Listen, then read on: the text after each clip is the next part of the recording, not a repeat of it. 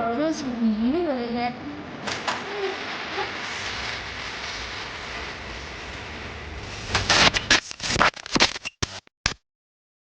आपके यार दोस्तों में भी कुछ दोस्त ऐसे होंगे जो बोलते होंगे कसम से भाई हम ऐसी वीडियो नहीं देखते, लेकिन भाई वो बस घर खाली होने का इंतजार करते हैं और फिर उन्हें तुम कोई भी नाम दे सकते हो। ट्रक से 2 लेवल ऊपर, ठरक ठरकी ठरकुल्ला।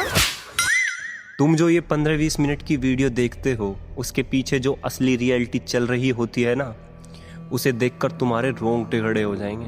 रोंगटे, ब्लैकमेलिंग, स्कैम और मेंटल प्रेशर, बस यही इस इंडस्ट्री का असली चेहरा है। आज हम बात करेंगे एक ऐसी दुनिया की जो हर सेकंड हजारों डॉलर कमा रही है, मतलब कि बहुत पैसा। पैसा ही पैसा होगा। और भाई ये नंबर रुके ही नहीं रहे, हर साल डॉलर का नंबर बढ़ रहा है, लेकिन भाई बदले में हमें सिर्फ तबाही परोसी जा रही है। ये बॉलीवुड से 20 गुना बड़ी इंडस्ट्री है, लेकिन अंधेरा उससे 200 गुना ज़्यादा गहरा है। तुम्हें क्या लगता है वो 20 मिनट की वीडियो 20 मिनट में बनकर तैयार हो जाती है? नहीं भाई नहीं, उसकी शूटिंग में हकीकत में पूरा दिन और कभी कभी 2-3 दिन लगते हैं। बार बार कैमरा एंगल बदलना, बैकग्राउंड बदलना और एक फेक परफेक्शन क्रिएट करना, ये सब नेचुरल नहीं है, ये एक स्क्रिप्टेड नाटक है। तो लोगों को सबसे पहले ये मानना है भाई कि ये चीटिंग है, पूरा कुछ रियल नहीं हो रहा है। चूतिया बनाया तुमको। सच तो यह है कि उस सेट पर मौजूद एक्टर्स को अपनी भावनाएं, अपना दर्द और अपनी थकान को पूरी तरह दबाना पड़ता है। बात है ये, वेरी ऑफन ही used to take pills and ये वो, इट वाज लाइक ए फिर हो गया है नो। जब क्या होता है, जब बार बार करो तो यू आर वेटिंग कि any moment anything is going to happen. अक्सर उन्हें उस थकान और मेंटल टॉर्चर को झेलने के लिए नशीले पदार्थ का सहारा लेना पड़ता है, यानी कि ड्रग्स वगैरह। ये मनोरंजन नहीं है, यह इंसानी जिस्म का शोषण है, जिसे एडिटिंग के जरिए बहुत ग्लैमरस बनाकर तुम्हें बेचा जा रहा है। Conceptions about pornography is that it is like harmless, when in reality you don't, most people who go on maybe like a regular pornography website. तुम्हें ये हैरान करने वाली बात लगी है, लेकिन हैरानी की बात तो तब होती है जब आप इसके मालिक तक पहुंचते हो।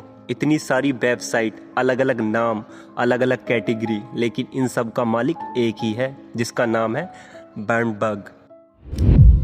देखो देखो, दरिंदगी चेहरे से टपकती है, नंबर 1 का कमीना है। छी छी छी, आंखें देखो। और कंपनी का नाम है माइंड किक, अब जिसे एलो के नाम से जाना जाता है। इमेजिन कीजिए, एक ही कंपनी के हाथ में आधी दुनिया की वासनाओं का डाटा है। भाई साहब, तू साला बहुत नीच आदमी रे। सांप को देखा और तेरे को देखा तो पहला सांप को छोड़ के तेरे को मारना। ये लोग जानते हैं कि तुम कब क्या देखते हो, क्या सर्च करते हो और कहां पर तुम कमजोर पड़ते हो। कुछ समझे दया? हाँ सर, इसका मतलब है ये सिर्फ एक बिजनेस नहीं है, ये एक डिजिटल ट्रैप है जो तुम्हें अपना आदी बना रहा है। 1953 में प्लेबॉय मैगजीन के साथ इस इंडस्ट्री की शुरुआत हुई थी। पता है कितने लोगों ने इस मैगजीन को खरीदा था? भाई पूरे 50,000 लोगों ने। कितने ठरकी लोग थे भाई उस टाइम के भी। ये सब क्या देखना पड़ रहा है? अच्छा है मैं अंधा हूँ। आज वो ही कंटेंट इंटरनेट के दौर में एक सुनामी बन चुकी है। पहले वीसीआर, फिर डीवीडी और अब हाई स्पीड इंटरनेट। इस इंडस्ट्री का मॉडल बहुत चालाक है। फ्री के नाम पर तुम्हें कुछ नहीं देता, बस थोड़ा बहुत दिखाता है, बस तुम्हें फंसाने के लिए, और फिर प्रीमियम के नाम पर लूटने लगता है ज्यादा दिखाकर। हमको पैसा चाहिए। हमको भी पैसा चाहिए भाई, लेकिन इस तरह नहीं। और सबसे बड़ी कड़वी सच्चाई, इस इंडस्ट्री में जेंडर पे गैप बहुत गहरा है। लड़कियों को एक निश्चित अमाउंट मिलता है, वो तुम जानते हो, बताने की कोई जरूरत नहीं है। बताना पड़ेगा क्या? तू समझा? हाँ। नहीं, तू समझा नहीं।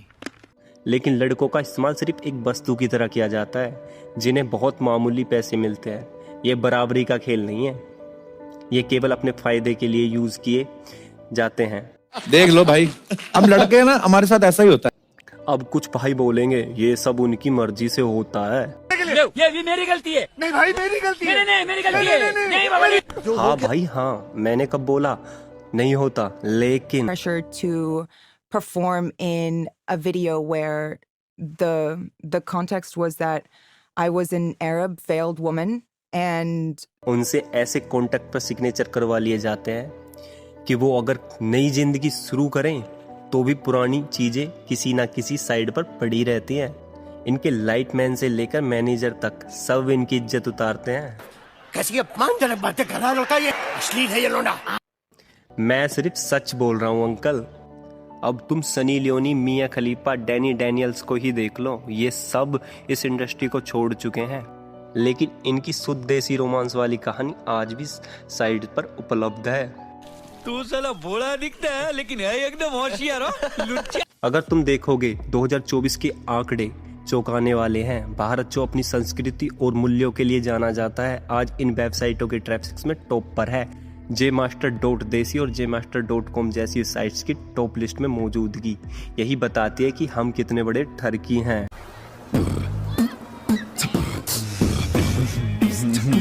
यहाँ पैसा कमाने के लिए ऐड भी चलाए जाते हैं भाई, जैसे दवाइयों के, पिल्स के और तो और जोमैटो की।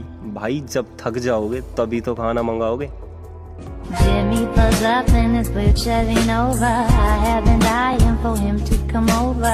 I'm in my ओह तभी भाई ये अपने बैग पर इतने अच्छे शब्द लिखवाए रखते हैं। हाँ, पता है इस इंडस्ट्री में इमोशंस पर भी काम किया जाता है, जैसे सैड, लव, ड्रामा। जो हमारी एक्टिंग का बेस है, जो हम सारे इमोशंस है, जो हम रोते हैं, हंसते हैं, डरते हैं, तो ये सारे इमोशन है। तो इसमें भी लव इमोशन है, तो लव के पार्ट्स है। लव में एरोटिक आता है, अच्छा लस्ट भी आता है, तो वो भी उसी का पार्ट है। चुप करे, मैंने एक मिनट, लेकिन एक सेकंड, ये मैं किसको बता रहा हूँ ये तो तुम ऑलरेडी जानते हो भाई, लेकिन जानने वाली बात ये है भाई, सबसे ज्यादा ऐसा कंटेंट इंडिया में हमारी दिल्ली में देखा जाता है। क्या हम वाक्य में इतनी तरक्की कर रहे हैं भाई?